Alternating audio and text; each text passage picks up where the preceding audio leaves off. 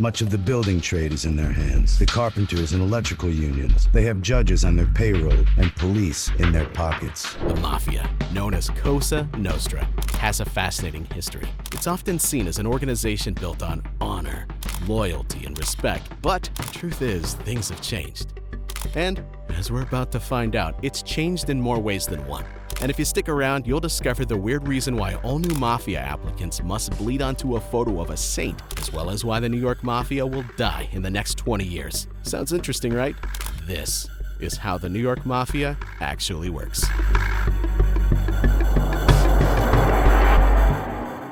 The rules for a member is the rules of the family and the rules of Cosa Nostra. You're not to put your hand on another made member. You're not to go with another made member's wife or even girl, for that matter. Chapter 1. The families, the hierarchy, the rules, and the ceremony. The mere mention of the word mafia used to strike fear into the hearts of all those who heard it. As mentioned, it was seen as a group valuing honor, loyalty, and respect. But nowadays, the Mafia is more about looking out for oneself and making money no matter the cost. This large shift from the Mafia's original values has brought on multiple unexpected effects. In the past, there were strict rules for Mafia members.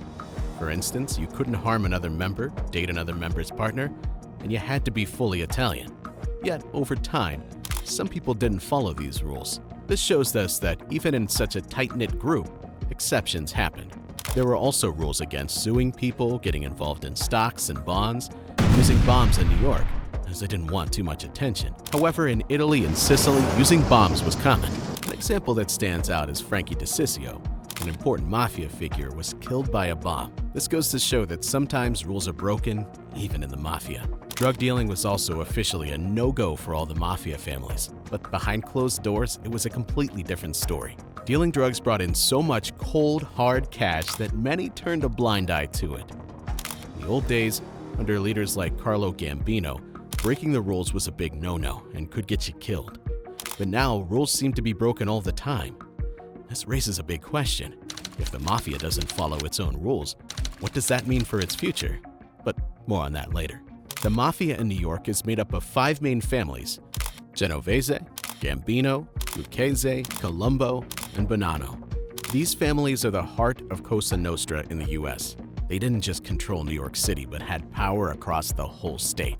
To manage their affairs, they created the Commission, which was like a board of directors for the Mafia. This helped them make large decisions together and keep peace among the families. Interestingly, the Mafia structure is quite organized, almost like the military. At the bottom are associates, who are like the newcomers. Then there are the made members or friends. Above them are the captains, who lead groups within the family. And at the top are the boss, underboss, and consigliere, who make the big decisions. This structure helps the Mafia run smoothly and keep control. Becoming a part of the Mafia is a serious process. You don't just decide to join, they have to choose you. Once they do, there is a specific ceremony that has to go down. A pistol and a knife are on the table during the ceremony, for symbolic reasons. Your trigger finger is pricked to draw blood. That blood is then dropped onto a picture of a saint. It just symbolizes the oath that you're about to take. Then you hold that picture of the saint in your hand and they light it on fire. Pretty hardcore, right? Then you're told to move the photo from hand to hand as you repeat after whoever's conducting the ceremony. This ceremony is meant to show how serious it is to become a member and to remind you of the rules you need to follow. Would you join? Comment below. So, what do we make of all this?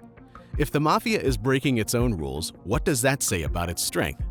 And with all these changes, is the Mafia still as powerful as it used to be, or are things starting to fall apart?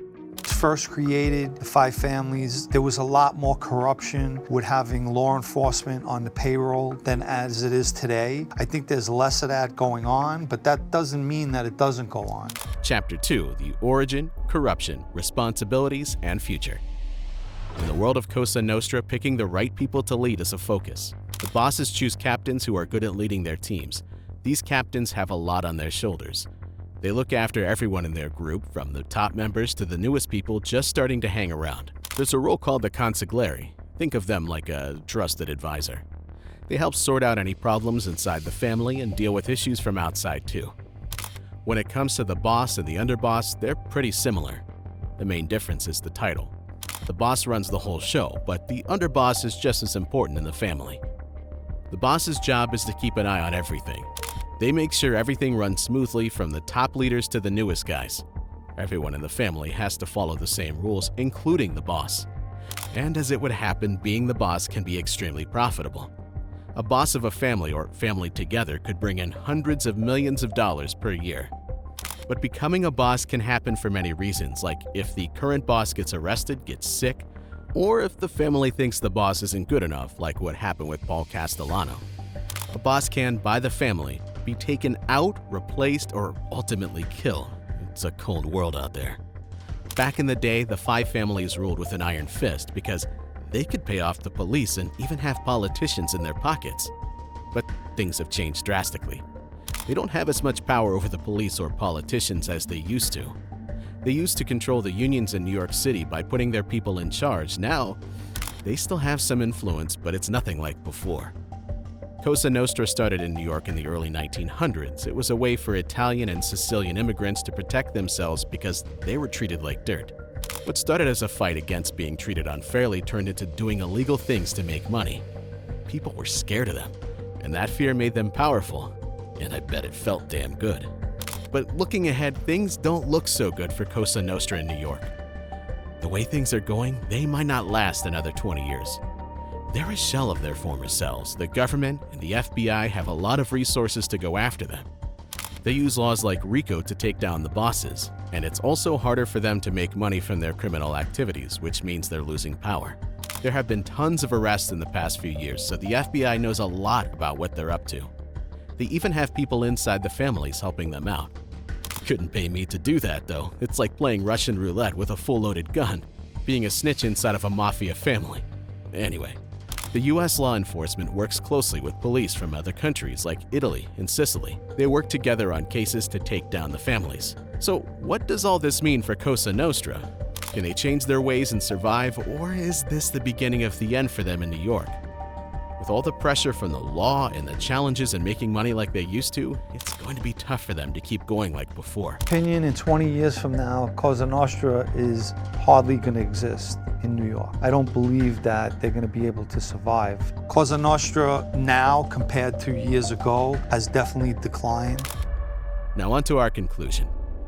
From learning about Cosa Nostra, we can pick up a few key points on why staying away from the mafia life, and crime in general, is smart. First, the quick money might look good, but it's not worth the trouble it brings, like jail and/or death. Second, in that world, friends can quickly turn into enemies. Trust is hard to come by. Do with that information what you will. And lastly, this kind of life hurts not just you, but your family and everyone around you. How would you feel if your grandmother or sister was kidnapped and hurt because of something you did? Not great, I imagine. This world is a cruel one, so it's best to operate within the law and move with a clear conscience. Got your heart racing, didn't we? Hit that subscribe button and join us on this thrilling journey. And hey, drop a comment below if there's a topic that's been keeping you up at night. We might just turn the spotlight on it next.